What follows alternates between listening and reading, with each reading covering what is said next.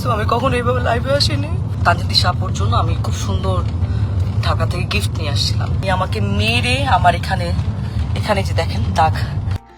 Glamour, খ্যাতি আর light camera অ্যাকশনের ঝলমলে দুনিয়া, কিন্তু এই চাকচিক্যের আড়ালে যখন সহকর্মীর প্রতি হিংসা আর পেশিশক্তির প্রদর্শনের খবর আসে, তখন থমকে যেতে হয় সবাইকে। ঢাকায় নাট্যপাড়ায় এখন টক অব দ্য টাউন জনপ্রিয় অভিনেত্রী তানজিন তিশা ও সামিয়া অথইয়ের মধ্যকার অনাকাঙ্ক্ষিত এক সংঘাত। সম্প্রতি এক ফেসবুক লাইভে এসে বিস্ফোরক সব অভিযোগ তুলেছেন সামিয়া অথই।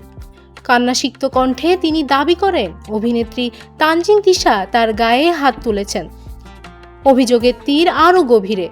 অথইয়ের দাবি, অভিনেতা মুশফিক ফারহানের সাথে কাজ না করার জন্য তিশা তাকে নিয়মিত হুমকি দিয়ে আসছিলেন, আর সেই নির্দেশ অমান্য করার জেরেই নাকি এই শারীরিক লাঞ্ছনা। তবে তানজিন তিশার নাম বিতর্কে জড়ানো কি এবারই প্রথম? অতীত রেকর্ড কিন্তু বলছে অন্য কথা। এর আগেও সাংবাদিকদের সাথে অপেশাদার আচরণ কিংবা মাদক ইস্যুতে তিশার নাম উঠে এসেছে খবরের শিরোনামে। একজন জনপ্রিয় তারকার কাছ থেকে বারবার এমন নেক্কারজনক আচরণ কি কেবলই কাকতালীয়, নাকি ক্ষমতার দম্ভ? প্রশ্নটি এখন ঘুরপাক খাচ্ছে নেটপাড়ায়। সহকর্মীর প্রতি এমন অবমাননাকর আচরণে সাধারণ দর্শক থেকে শুরু করে শোবিজ অঙ্গনের অনেকেই প্রকাশ করেছেন ক্ষোভ।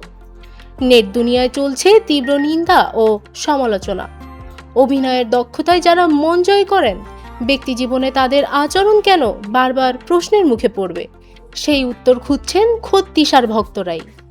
শিল্পীর কাজ মানুষকে আনন্দ দেওয়া, আতঙ্কিত করা নয়। ঢাকাই নাটক ইন্ডাস্ট্রির এই সংকটময় সময়ে শিল্পীদের মধ্যে পারস্পরিক শ্রদ্ধা আর পেশাদারিত্ব ফিরে আসুক, এমনটাই প্রত্যাশা সবার। নিউজ ডেস্ক, মানব জমিন।